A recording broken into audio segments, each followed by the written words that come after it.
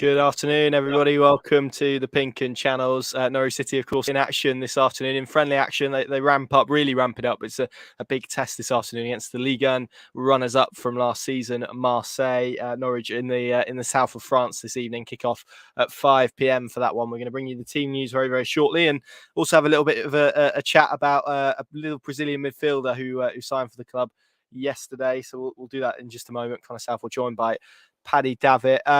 Pads, this is a significant step up in quality from what we've seen in Norwich City's pre-season friendly so far. Obviously, we most recently saw them at Kings Lynn on Tuesday night with a 1-2-0. They've also faced Jan Regensburg, who are a Bundesliga 2 side, and then before that they kicked it off with Durham Town. So it does feel like, as we move into kind of the final week of pre-season, which it is essentially, this feels like probably the biggest test they have had so far, but also the biggest test they may have in pre-season as well, maybe beyond possibly Celtic, although I'd probably rank Marseille a little bit higher.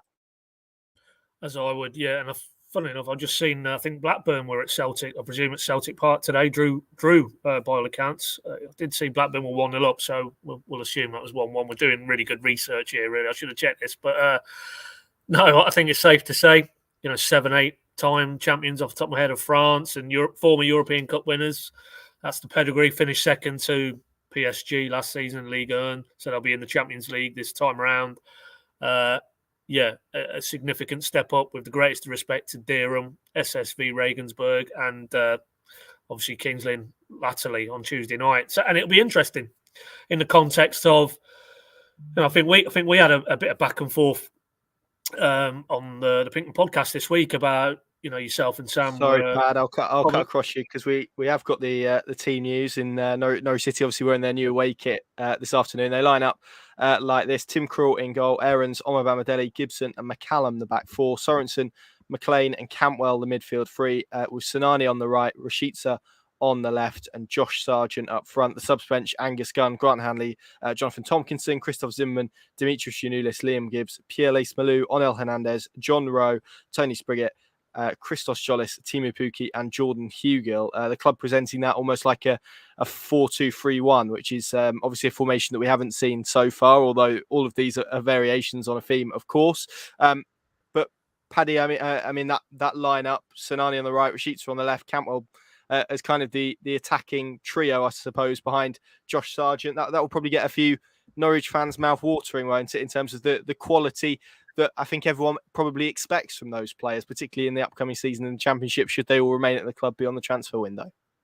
Yeah, I mean, if it is the three behind Sargent, then there's certainly plenty of creativity in there. Another start for Sinani, that underscores really that there's a guy who is firmly in Dean Smith's thoughts. I was just quickly trying to sort of extrapolate the guys who were not involved at Kings Lynn, and Dean Smith said there was 1 or 2 minor niggles.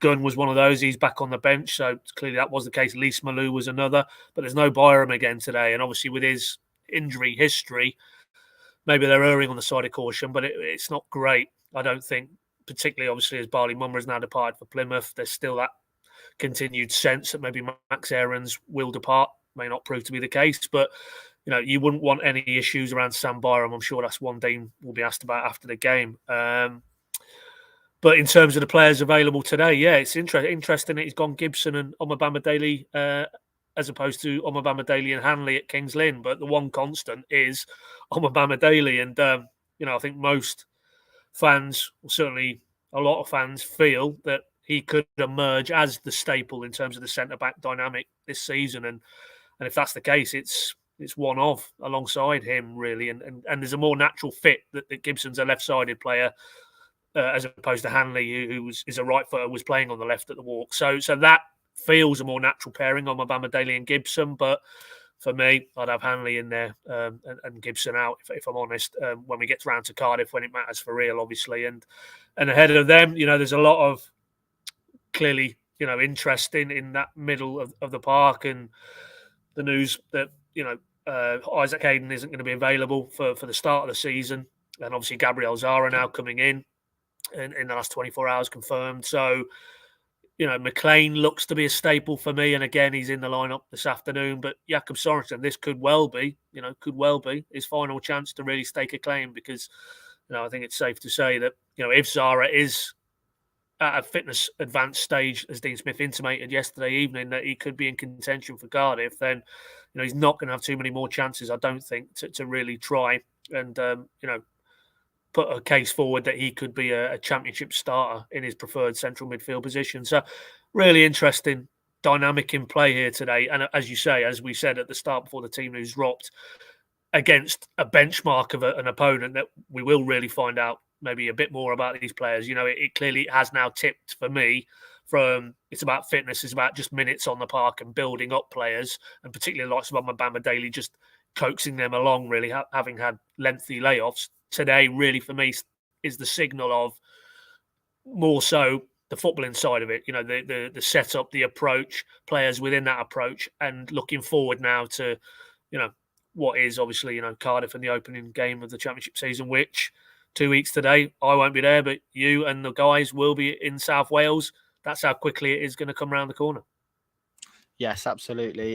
You kind of mentioned maybe no Sam Byram. The bonus is Teemu Pukki is involved on the bench for Norwich today. He limped out of the win against Kings Lynn on Tuesday night, so he is involved. Jordan Hugill also on the bench. It feels probably, again, as we expect with pre-season, a little bit of a shuffling of the pack. Those who maybe got more minutes on Tuesday night find themselves on the bench this evening, and those who maybe weren't as prominent in that team against Kings Lynn featured tonight, with probably the exception of Max Aarons, who I think played the majority of that game, didn't he? Until Tompkinson came on in the second half.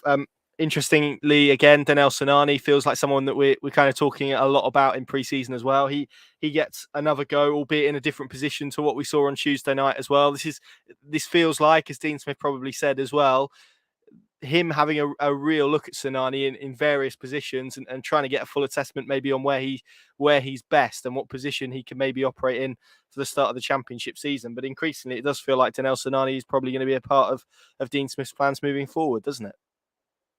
Absolutely, and the trigger was his comments, Dean Smith's comments after the German tour game, when he more or less, having only really seen Dan Elson in 3 or 4 days at that stage, effusive really in terms of the intelligence of the player and the willingness to play one touch, two touch, and just it felt how warm those words were that Dean Smith can see there's a player there he'd really like to work with and develop, and subsequently started at Kings Lynn. And to take your point, Connor, in a middle part of a midfield three, but that probably again was more forced on Dean to a degree. I don't think he sees him in the middle of a three, but that obviously night we learned about Hayden, and there was no Lise Malou that night as well, and 1 or 2 others.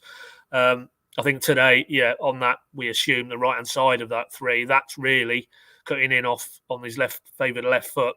Be really interesting to see how he goes today, because, I don't think he'd have been in too many people's 11s before he came back to pre-season. As we all know, the backstory, he was probably 90 minutes from signing for Huddersfield and being now a Premier League player. That didn't transpire. And one door closes, another potentially looks to have opened. And if he continues his rate of progress, and again, as I said previously, players who impress today for Dean Smith and Craig Shakespeare, and looking at the level of the opponent, if they impress in this environment, yes, we know it's pre-season still, that's always the caveat. But if they do catch the eye, then, Asanani, for example, really does push himself into the mix. And I think there is an opportunity for him, whether it's in a 4-2-3-1 or it feels like maybe the 3-3 system. I think on the right-hand side of that, there is a window of opportunity for Danel Sinani. And, he looks like he went away as a boy, to use that phrase, and he's come back a man. He just physically looks like he's filled out. He's battle-hardened from the exposure he's had to the championship.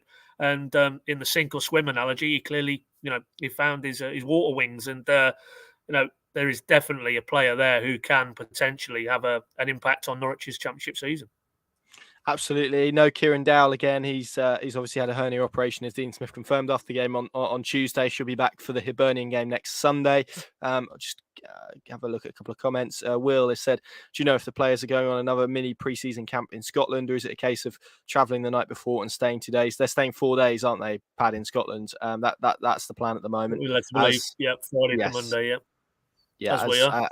As are we, yeah, which will be nice. So that's kind of the game. You can follow live updates over on pinken.com on via our live blog. I'll be on that this afternoon, so you can come and keep me some company, and we'll debate about the game. And you can obviously follow it kick by kick via a stream, of course, which is where I'll be watching it this afternoon. But Pat, if we move on to speak about Gabriel Sara, I mean, we spoke about him at length on this week's podcast. That was before he was a Norwich City player.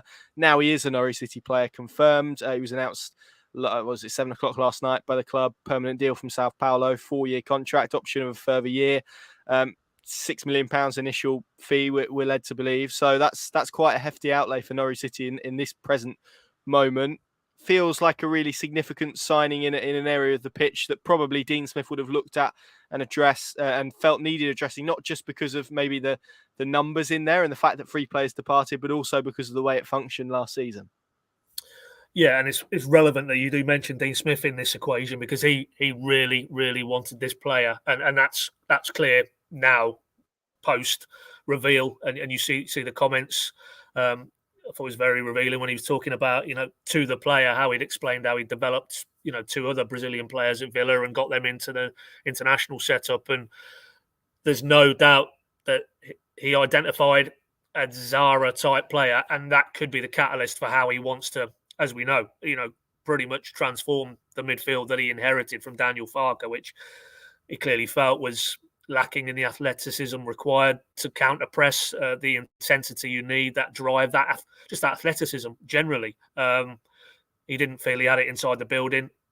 By all accounts, he clearly has it in this type of player, and it's a major signal of backing from Stuart Webber, I think, as well, to go out and do the deal for those numbers, which I don't believe are too far away from the reality, and in a climate where clearly Norwich are going to probably have to sell still, I think, in this window to generate funds, because that's the nature of the model. But certainly to offset, what they have committed to both this window and then subsequent windows for a player who could, if he comes in and all the imponderables about will he adapt to a new environment, both footballing and personal, in terms of, he's a 23-year-old who's coming out of Brazil for the first time in his life. It's a huge life changer for him. But if that can all be transitioned smoothly, then footballing wise, the level he's been playing at, then there is a player there who can really drive Norwich forward this season. And if all went to plan,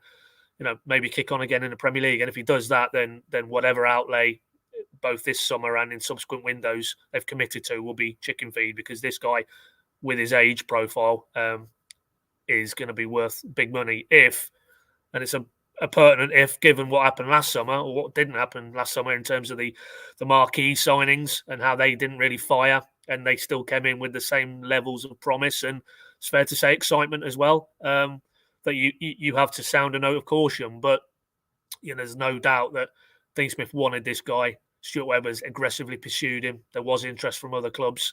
Norwich have done their homework. It again feels like another astute piece of recruitment from Norwich in terms of going into a market and a territory that maybe English clubs traditionally haven't gone into. But whether it actually turns out to be, time will tell. But it really feels like it's a mood lifter. That in terms of, there was a lot of sense of foreboding, really. I mean, a week or 2 weeks ago, and Burnley are signing players, and Watford are getting linked with players, and other Championship clubs are doing bits and pieces, and Norwich were very circumspect, bar the Isaac Hayden move. And it was a feeling of, well, is there enough refresh going on to this squad? Well, I don't think you can lay that charge at Norwich's door now. The signing of this guy is really a signal of intent of what they want to do in terms of Dean Smith, and revolutionising almost what he feels needs to happen with Norwich's midfield. And then clearly they hope that by doing that, it's going to position Norwich in a very, very healthy position in terms of, coming back at the first attempt. And that's ultimately the be-all and end-all this coming season. And I think their chances are enhanced by the signing of Gabriel Sara. But, let's be honest, after last summer, we do need to maybe dial down the euphoria around this signing that may well be out there at the moment. And it's understandable, because Norwich fans will have needed a lift, I'm sure. The way last season ended, all those sort of issues, that the disconnect they've felt maybe in large parts of the fan base, this summer, I think, has been a good summer thus far, on and off the pitch.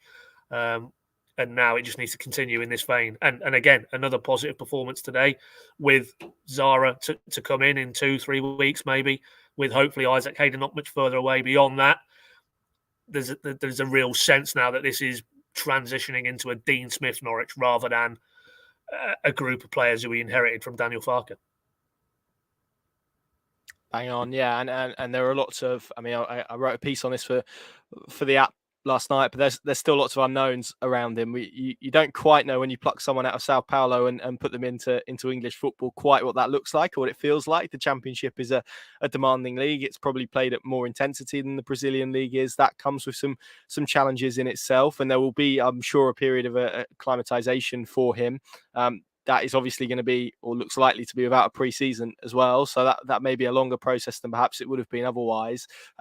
So yeah, it's a really interesting one. It's kind of a dip. They've dipped their toe into a market that they've been working hard to kind of understand and gain a real knowledge of in the last four years, really, since the change in obviously rules because of the UK leaving the European Union. That's kind of opened up South America as a market. So it's going to be really interesting to observe how he does. There's always a lot of excitement around sort of these unknown quantities when they arrive at Carrow Road, and it does feel increasingly like there's a lot of excitement around him, but there's still some unknowns. So absolutely excitement, Connor, but also go on. I was just going to throw one at you. I mean, there's a lot of talk about what part of the pitch. Is he a 6? Is he an 8? Is he in a 10? Where do you see him ultimately slotting into the Smith setup?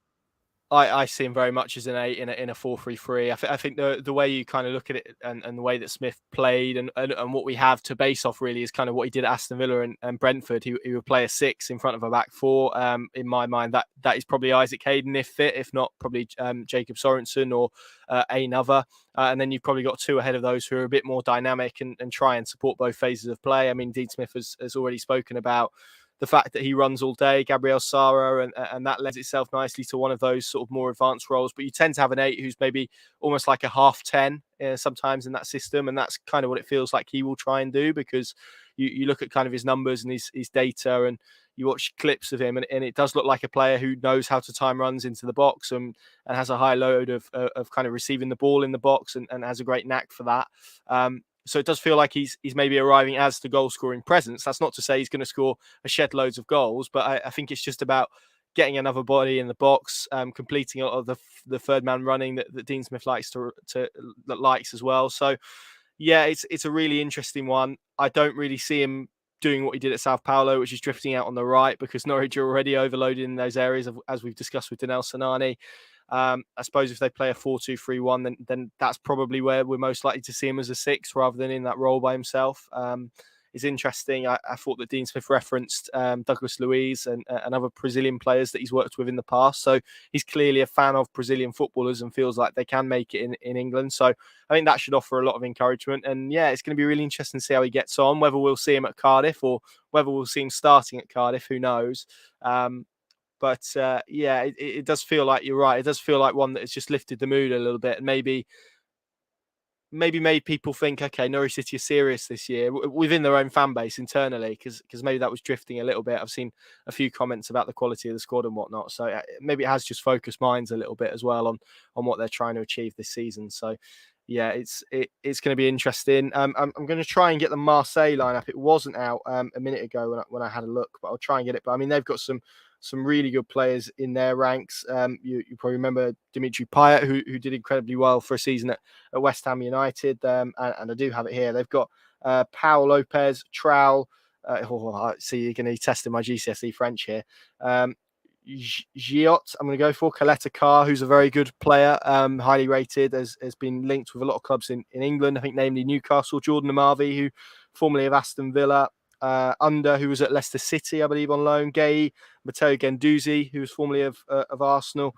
Gerson, Dimitri Payet does start, and Bakambu up front as well. So that is their team. It's been quite a turbulent pre-season for them. They've already lost their manager last season of George Sampoli, who resigned. He's been replaced by, I think, Igor Tudor, isn't it? Yeah, Igor Tudor, who is now their manager. But this is a massive test. This is a team who are going to be playing Champions League football, Paddy. I mean, I know we don't read too much into pre-season, but it does feel like the performance here could be one that offers a lot of encouragement if Norwich City get it right today.